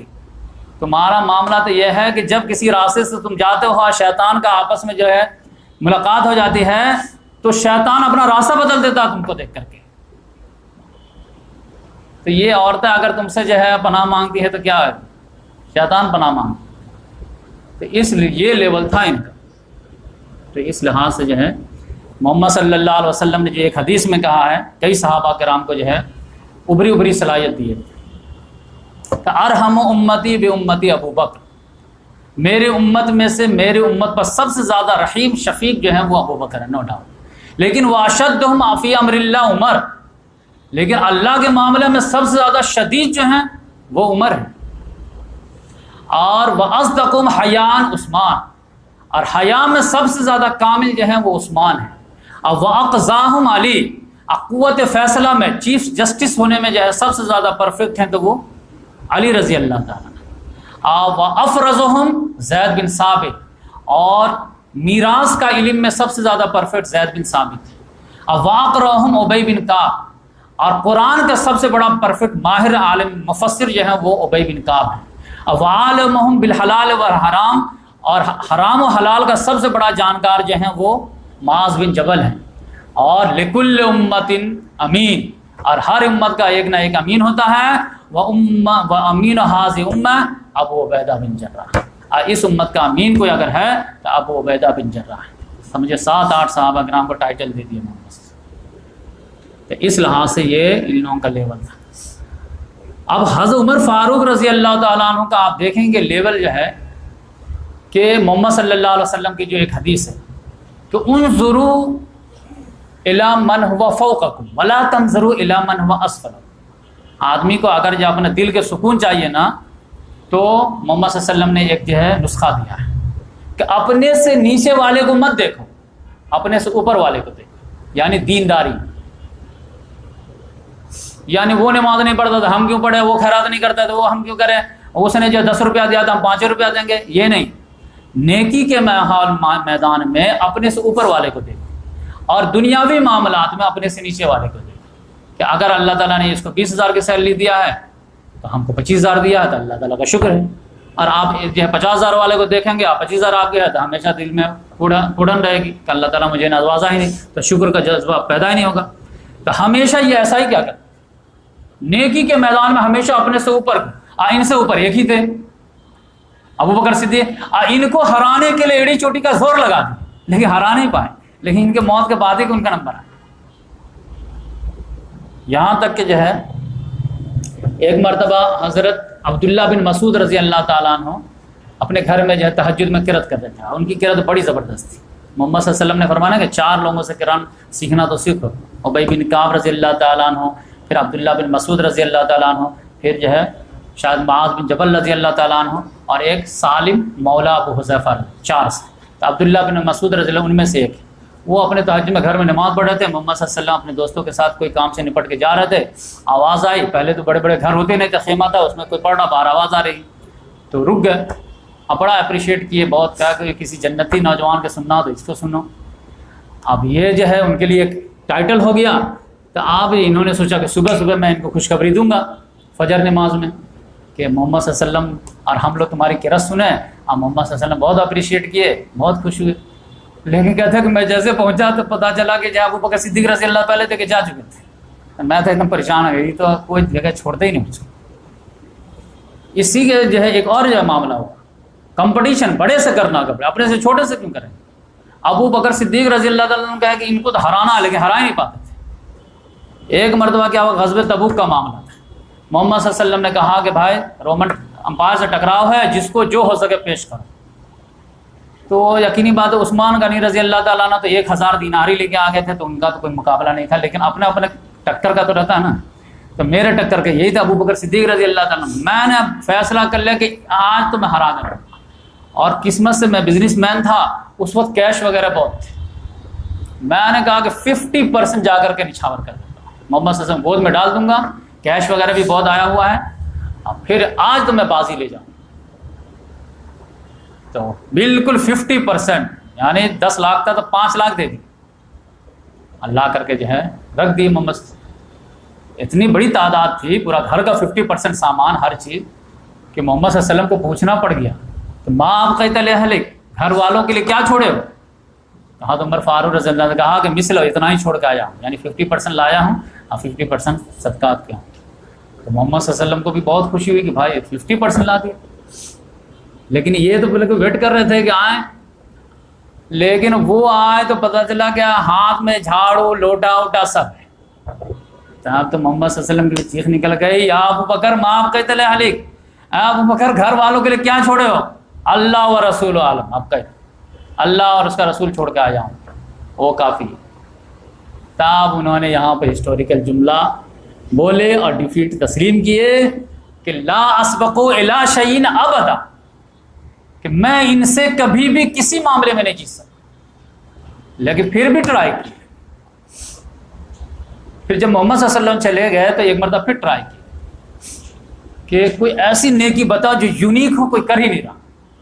تو کسی نے مشورہ دیا کہ جاؤ دیکھو مدینہ کے باہر جو ہے نا ایک بوڑھی عورت ہے جو لاوارث ہے، کوئی نہیں ہے اس کا، اندھی بھی ہے اور اس کا کوئی دیکھ بھال کرنے والا خاندان کا نہیں ہے، جاؤ اس کی خدمت کرو تو ثواب لوٹ لو گے تم۔ انہوں نے کہا ٹھیک ہے۔ پتہ چلا کہ گئے تو فجر نماز کے پڑھ لیے، اس کے بعد گئے ہیں تو پتہ چلا کہ جھاڑو بھی جو ہے لگ چکا ہے، پوچھا بھی ہو چکا ہے، اور اس کے کپڑے جو ہے کسی نے جو دھل کر کے جو چھپر پہ پھیلا بھی دیا، اور مشکیزہ میں پانی بھی بھرا ہوا ہے۔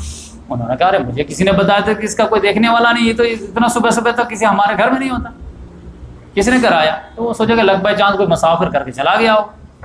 دوسرے دن سوچے کہ جو ہے آج میں نے اذان اور نماز کے بیچ ہی میں پہلے یہ کام کر کے جاؤں گا پھر نماز، لیکن پھر جب آئے تو پتہ چلا پھر وہ روٹین کے ساتھ جو ہے جھاڑو وغیرہ سب ہوا، ماں رک جا بیٹا تھوڑی۔ تو اس کے بعد جو ہے پھر میں لیٹ ہو گیا، لگتا کوئی بازی مار گیا۔ تیسرے دن کیا کہ نماز اذان سے پہلے ہی میں آ جاؤں، تب اندھیرا ہی تھا، تو جب آ رہے ہیں قریب آ رہے ہیں تو پتہ چلا کہ گھر سے ایک سفید پوش قریب آ رہا، تو دھندلا دھندلا سا تھا، نظر آ نہیں رہا تھا، لیکن جب بالکل قریب جاتے گئے تو وہ ابو بکر صدیق رضی اللہ، تو بالکل گلے سے لمٹ گئے، چمٹ گئے دم، اور وہاں پہ بولے کہ ابو بکر جب بھی میں نے کسی اعلیٰ درجے کی نیکی کو تاکا ہمیشہ اپنے سے آگے آپ کو پایا، میں مان گیا، ہار مان گیا۔ یہ اس زمانے کی بات ہے جس زمانے میں حضرت ابو بکر صدیق رضی اللہ تعالیٰ عنہ خلیفہ تھے۔ آپ سمجھیے کہ ہمارا پرائم منسٹر تو کہتا کہ اتنا بیزی ہیں کہ لوگوں کے جو نیوز سننے کی خبر ہے، یہاں غریبوں کے لیے جو ہے اتنا کرنی۔ تو اس لحاظ سے اب یہاں پر جو ہے میں بتاتا ہوں کہ عمر فاروق رضی اللہ تعالیٰ عنہ کا معاملہ یہ تھا کہ تورات اور انجیل تک میں اللہ تعالیٰ نے ان کے نام مینشن کیے۔ یہ حضرت حذیفہ رضی اللہ تعالیٰ عنہ سے ایک مرتبہ جو ہے حذیفہ رازدار رسول جو ہیں وہ سب بیٹھے ہوئے تھے، تو بولے کہ تم لوگ میں سے کسی کو فتنے والی حدیث معلوم ہے؟ تو یہ بولے ہاں مجھے معلوم ہے۔ کہا تھا بتاؤ، تم تو ڈیرنگ باز ہو ہی ایسے، بتاؤ کیا فتنے والی حدیث محمد صلی اللہ علیہ وسلم اگر بتائیں تو بولے کہ انسان کے جان پر، اولاد پر، مال پر، پڑوسی پر جو آزمائش آتی رہتی ہے تو اس کا نماز، روزہ، صدقہ کفارہ بن جاتا ہے۔ انہوں نے کہا ارے یہ چلر قسم کے جو ہے میں فتنے کی بات نہیں کر رہا، وہ بڑے بڑے فتنے جو سمندر کی طرح موجہ ماریں گے اس کی بات کرو، یہ جو ہے صدقات سے یہ ختم ہونا یہ سب نہیں۔ کہا وہ فتنہ کہاں؟ کہا اس سے آپ کو کیا لینا دینا ہے؟ کیوں؟ کہا رہے وہ جو بڑا جو سمندر کی طرح موجہ مارتے ہوئے فتنہ ہے اس کے درمیان اور آپ کے درمیان ایک لوہے کا دروازہ ہے۔ کہا وہ دروازہ ٹوٹے گا یا کھلے گا؟ تو انہوں نے کہا، حذیفہ بن یمان نے کہا کہ وہ دروازہ ٹوٹے گا۔ تبھی سمجھ گیا کہ میں شہید ہوں۔ تو وہ جو روایت کرتے ہیں ابو وائل نام ہے، انہوں نے کہا کہ ان کو معلوم تھا کہ دروازہ سے مراد کون ہے؟ کہاں اچھی طرح معلوم ہے، جیسے تم کو معلوم کل آنا ہے۔ تو وہ جو ہے بولے کہ اس سے بالکل مراد وہی تھے، عمر ہے، کہاں عمر ہی تھے۔ تو اس لحاظ سے فتنے کا دروازہ جو تھے عمر فاروق ہے۔ یہی وجہ ہے کہ ان کی دور خلافت میں دو آدمی کے درمیان بھی اختلاف نہیں ہوا کہ ان کو خلیفہ ہونا چاہیے نہیں ہونا چاہیے، اتنا ٹائٹ معاملہ تھا۔ ان کی فتوحات کی برکت میں بتاؤں، ان کی فتوحات کی برکت ہے جو میں پورا جب 12 لیکچر میں لیا ہوں، جن علاقے کو ان کے دور میں فتوحات ملی نصیب ہوئی ہے ان علاقے میں کبھی دوبارہ جو ہے اسلام غائب نہیں ہوا، وہ آج تک مسلمان علاقہ ہے۔ چاہے وہ شام لے لیجئے یا اردن لے لیجئے یا فلسطین لے لیجئے یا جو ہے یہ ایران لے لیجئے، ہر میں آپ کو اسلام نظر آئے گا۔ ورنہ اس کے بعد جو فتوحات ہوئے آپ دیکھ لیجئے، یہ اسپین میں اسلامی حکومت تھی، پھر واپس آئے، ختم ہو گئے۔ تو اس لحاظ سے ان کا جو روب دبدبہ جس ایریا میں ہو گیا وہ بابرکت۔ اسی لیے میں دعا کرتا ہوں کہ ان کے دور میں ہی جو ہے اگر انڈیا فتح ہو گیا ہوتا تو پھر جو ہے یہاں بھی ہمیشہ باقی ہوتا۔ یہ خود کہتے ہیں ایک مرتبہ کہ آپ دیکھیے اللہ تبارک و تعالیٰ بھی محمد صلی اللہ علیہ وسلم بھی جو اشارہ دے رہے ہیں کہ ان کے بعد معاملہ جو ہے تھوڑا سا لوز ہوگا، اور یہ حدیث ہے کہ ابو موسیٰ اشعری رضی اللہ تعالیٰ عنہ کہتے ہیں کہ ایک مرتبہ میں وضو کیا گھر میں، اور پھر جا کر کے جو اپنے نیت کر لیا کہ آج دن بھر محمد صلی اللہ علیہ وسلم کے ساتھ اٹیچ رہنا ہے، آپ کوئی نہ کوئی خدمت کا رول انجام دینا ہے، آج میں فری ہوں تو اپنا ثواب لوٹوں گا محمد صلی اللہ علیہ وسلم کے ساتھ رہ کر۔ تو وضو کر لیا. میرا بھائی بھی عامر جو تھا وہ بھی وضو کر رہا تھا، لیکن وہ میں پہلے آ گیا. آیا مسجد نبوی میں، آیا پوچھا کہ محمد صلی اللہ علیہ وسلم کہاں گئے؟ تو لوگوں نے بتایا کہ ارے وہ تو چلے گئے. تو میں تلاشتے کہ محمد سے دیکھو، محمد سے دیکھو. تو سب لوگوں نے بتایا ہاں ادھر گئے ادھر گئے ادھر گئے. تو وہ جاتے جاتے وہ بیر عریس میں جو ہے مجھے مل گئے. تو محمد صلی اللہ علیہ وسلم قضاء حاجت کے لیے گئے تھے. پھر وہاں سے واپس آئے، میں نے ہاتھ میں پانی وانی ڈال کر کے فریش کیے. پھر محمد صلی اللہ علیہ وسلم جو ہے آ کر کے ایک کنویں کے مڈھیر پہ آ کر کے بیٹھ گئے. اب پاؤں دونوں لٹکا لیے، اب پنڈلی تھوڑا کھول لی. اور پھر آرام سے سوچنے لگے. میں آیا تو میں سلام کیا کہ میں آپ کے لیے ہوں، اور سلام کا جواب دیے. تو پھر میں نے انڈیکیشن کیا کہ میں گیٹ پہ جا کے بیٹھتا ہوں اور آپ کی حفاظت کے لیے بندوبست کرتا ہوں، نہ کوئی منافق وغیرہ آ جائے اور آپ کا اٹیک کر دیں. تو محمد صلی اللہ علیہ وسلم نے کہا ٹھیک ہے اوکے. تو میں آ کر کے دربانی کرنے لگا کہ اچانک جو ہے مجھے کسی نے آواز نوک کیا. تو میں نے پوچھا کون؟ تو بولے ابو بکر. تو بولے کہ رکیے آپ، میں پوچھ کے آتا ہوں کہ آپ کو آنے کی اجازت ہے یا نہیں. تو آ کر کے پوچھے کہ ابو بکر جو اندر آنا چاہتے ہیں تو کیا گیٹ کھول دوں؟ تو محمد صلی اللہ علیہ وسلم نے کہا ہاں اس کے لیے گیٹ کھول دو اور اس کو جنت کی بشارت بھی دے دو. تو آئے اور پھر بولے کہ آئیے ویلکم، اور آپ کے لیے محمد صلی اللہ علیہ وسلم نے جنت کی بشارت دی ہے. تو انہوں نے کہا الحمدللہ، اللہ تعالیٰ کا شکر ہے. آج جا کر کے پھر محمد صلی اللہ علیہ وسلم کے ساتھ ہی کنویں کے رائٹ سائڈ میں بیٹھ گئے. اسی لیے میں کہتا ہوں کہ یہ دو دوست تھے، ایک رائٹ ہینڈ ایک لیفٹ ہینڈ، ادھر بیٹھ گئے. اب یہ موڈ دیکھ لیے ابو موسیٰ اشعری کہ محمد صلی اللہ علیہ وسلم لگتا ہے کہ جو بھی آئے گا اس کو بشارت دیں گے. اب ان کے دل میں خواہش ہونے لگی کہ میرا بھائی بھی تو وضو کر رہا تھا، کاش وہ آ جاتا تو یہ بشارت لوٹ لیتا. تو پھر کسی نے نوک کیا. تو میں نے پوچھا کون؟ میری شدید خواہش تھی کہ کاش کہ وہ ہوتا، یعنی میرا بھائی، تو مل جاتا لگا تھا. تو اس میں جو ہے اس نے کہا کون؟ تو عمر فاروق. تو کہ میں پوچھ کے آتا ہوں پوچھ کے آتا. تو محمد صلی اللہ علیہ وسلم نے بھی کہا کہ آپ جو ہے ایسا کیجئے کہ اس کو آنے کی اجازت دیجیے، جنت کی بشارت دے دیجیے. تیسرے میں کسی نے نوک کیا کون؟ عثمان. تو میں پوچھ کے آتا. محمد صلی اللہ علیہ وسلم پوچھے کہ عثمان اجازت چاہتے ہیں. کہا کہ ان کو بھی جو اجازت دے دو، جنت کی بشارت دے دو، لیکن ایک مصیبت پہ جو لاحق ہو کرے. تو کہے کہ آئیے، اور آپ کو محمد صلی اللہ علیہ وسلم جنت کی بشارت دی ہیں، آپ بولیں کہ ایک مصیبت آئے گی جس کو فیس کرنا پڑے گا. تو انہوں نے کہا الحمدللہ جنت پہ، اور جو مصیبت آئے گی واللہ المستعان، تو اللہ تعالیٰ سے مدد کی میں امید کرتا ہوں. تو اس لحاظ سے لیکن وہ جب آئے ہیں تو ادھر دونوں تین ہی آدمی کے بیٹھنے کی جگہ تھی، تو یہ مڈھیر جب پیک ہو گیا تھا. تو اب سامنے والے میں جگہ تھی تو وہاں پر سامنے وہ آ کے بیٹھ گئے. تو اس سے جو بہت سارے جو ہے تابعین رزلٹ نکالے کہ ان کی قبر جو سامنے ہو، ان کی قبر یہاں. ایک مرتبہ عمر فاروق رضی اللہ تعالیٰ عنہ ایک جو ہے اپنے مؤذن کو بھیجے، ان کا نام تھا اقرا، کہ کوئی پادری کو جا کے بلا کے لے کے آؤ، تو جو بڑا پادری ہو. تو پادری کو بلا کے لے کے آیا. بولے کیا بات ہے بھائی امیر المومنین آپ مجھے بلائیں؟ بولے تمہاری کتاب میں ہم لوگ کے بارے میں کچھ لکھا ہوا کہ نہیں؟ ہمارے نبی کے بارے میں تو بہت کچھ ہے، ہم لوگ کے بارے میں جو ہے کچھ ہے لکھا ہوا؟ انہوں نے کہا ہاں لکھا ہوا ہے. کہا کیا لکھا ہوا؟ کہا آپ تو قرن ہیں. درہ اٹھا کے ماروں گا. بھائی کیا قرن کا کیا مطلب ہے؟ کہا قرن کا مطلب یہ ہے کہ لوہے کی طرح سخت اور شدید ایماندار. تو اچھا لگا کہ چلو میں ہارڈ ہوں دشمن کے لیے. محمد رسول اللہ والذین معہ اشداء علی الکفار رحماء بینہم. پھر بولے میرے پاس جو آئے گا وہ کیسا ہوگا؟ کہا وہ خلیفہ جو ہوگا وہ نیک صالح تو ہوگا لیکن اپنے رشتہ داروں کو ترجیح دے گا. اتنا بولنا تھا کہ ان کا آئی کیو لیول دیکھیے. انہوں نے کہا کہ یرحم اللہ عثمان، یرحم اللہ عثمان، یرحم اللہ عثمان. اللہ تعالیٰ رحم کرے عثمان پر، اللہ تعالیٰ رحم کرے عثمان پر، اللہ تعالیٰ رحم کرے عثمان. اب اس کو آپ کرامت کہیے، معجزہ کہیے یا آئی کیو لیول کی، کیونکہ ہر دوست کے سامنے معلوم رہتا کہ کون دوست کس نیچر کا ہے. پھر بولے کہ اچھا اس کے بعد جو آئے گا اس کے بارے میں ہے کچھ؟ کہا ہاں وہ تو سمجھے کہ لوہے کی میل ہے. کہا ماروں گا. یہ کیا بولا؟ تو کہا فیکٹ یہ کہ وہ بھی نیک ہوگا، آپ ٹینشن نہیں لیجئے، لیکن اس وقت تلوار نیام سے باہر آ چکی ہوگی، تو ہر وقت تلوار خون جو ہے اس جنگ کرنا پڑے گا، لہٰذا اس کے ہاتھ میں میل ہی میل رہے گا. تو وہ لیکن اب جو ہے تلوار باہر آ چکی ہوگی، معاملہ سنبھلے گا نہیں. لہٰذا آپ ہی اصل دیوار ہیں. اس کے بعد جو ہے وہ فتنہ سیلاب کی طرح بڑھتا ہی چلا جائے گا، پھر دنیا کی کوئی طاقت نہیں ہوگی. یہ جو ہے ابو داؤد کی روایت ہے. تو اس لحاظ سے میں سوچا کہ آپ لوگ پہلے مائنڈ بنا کے بیٹھیے کہ اب جو آنے والے ہیں تو خالی گھٹ گھٹ ہی نہیں رہے گا. اب آپ کو جو ہے اب جگر تھام کے بیٹھو، میری باری آئے، کیونکہ